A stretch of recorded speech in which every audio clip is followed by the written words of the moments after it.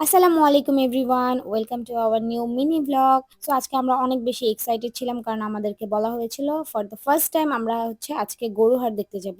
But এত পরিমাণ বৃষ্টি হয়েছে দ্যাটস ওয়াই আর যেতে পারিনি। এই তো দূর থেকে গরুর হাটটা আপনাদেরকে একটু দেখিয়ে দিচ্ছি। এটা হচ্ছে 100 ফিট প্রথম ব্রিজের সাথেই অনেক বড় বিশাল একটা গরুর হাট হয়েছে। সো আমরা আর কি করব, বৃষ্টি যেহেতু হয়েছে হাটে যেতে পারিনি। দূর থেকে আমরা মা মেয়ে একটু হাট দেখছিলাম, আপনাদেরকে হাইও দিচ্ছিলাম। আপনারা অবশ্যই মাশাল্লাহ বলতে ভুলবেন না।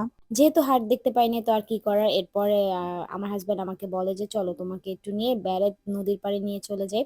আমার এই জায়গাটা অনেক বেশি পছন্দ। সো এখানে যে কলস ফুচকাটা পেয়ে যাই, অ্যান্ড ফুচকা খাওয়ার টাইমে হঠাৎ করে বিদ্যুৎ এত জোরে চমকাচ্ছিল, আমি তো দেখে অনেক ভয় পেয়ে যাই। পরে একটা টাইমে ভাবি ধুর আগে খেয়ে নিই, পরে চিন্তা ভাবনা করা যাবে।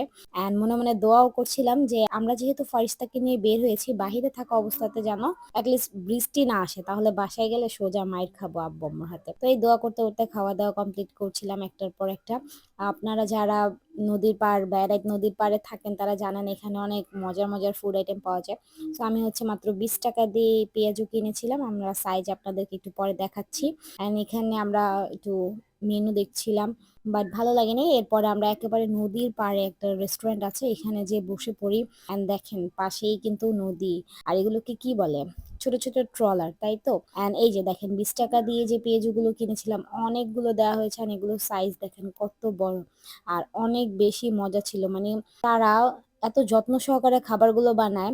অ্যান্ড 100 ফিট নদীর পাড়ে, এই ব্যারেক নদীর পাড়ে গেলে আপনাদের পুরাই ফিল হবে যে আপনারা কোনো গ্রামে চলে এসেছেন। আমার তো এই জায়গাটা অনেক বেশি পছন্দ, আমি প্রায় যাই, প্রতি সপ্তাহে বা মাসে 2-3 বার হলেও আমি যাই। তো এই তো দেখেন আমি আর ফারিস্তা একটু মজা করছিলাম, এন্ড আমার হাজবেন্ড ভাব দেখিয়ে চা খাচ্ছে। ওনার দুধ চা অনেক বেশি পছন্দ।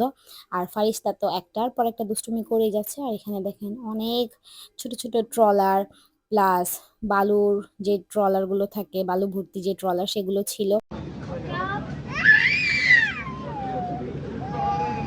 তো এদিকে আমরা মা মেয়ে একটু ঝগড়া করছিলাম কারণ ও অনেক বেশি দুষ্টুমি করছিল, তাই ওকে একটু শাসন করছিলাম। এরপর আমাদের ফুড আইটেম চলে আসে। আমি অনেক মনে মনে দোয়া করছিলাম যেন তাড়াতাড়ি চলে আসে, কারণ তাড়াতাড়ি খাওয়া দাওয়া শেষ করে বাসায় যেতে হবে, এটাই আমার মাথার মধ্যে জাস্ট ঘুরপাক খাচ্ছিল। তো এই তো আমরা যেখানে চলে আসি এটার নাম হচ্ছে জলকুটির। এটা বেড়াইতে অনেক বেশি ফেমাস, অনেক সুন্দর।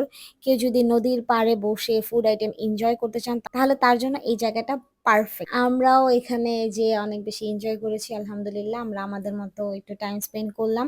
যদিও বাবা মা আর সোয়াদকে আমরা অনেক বেশি মিস করতেছিলাম, কারণ সোয়াদের যাওয়ার কথা ছিল বাট বৃষ্টি হওয়ার কারণে আর সোয়াদকে নিয়ে যেতে পারিনি। যাই হোক, আমরা আমাদের খাওয়া দাওয়া এনজয় করতে করতে ব্লগটা শেষ করে দিচ্ছি। সবাই ভালো থাকবেন, সুস্থ থাকবেন, আমাদের সবার জন্য অনেক অনেক অনেক বেশি দোয়া করবেন। আল্লাহ হাফেজ।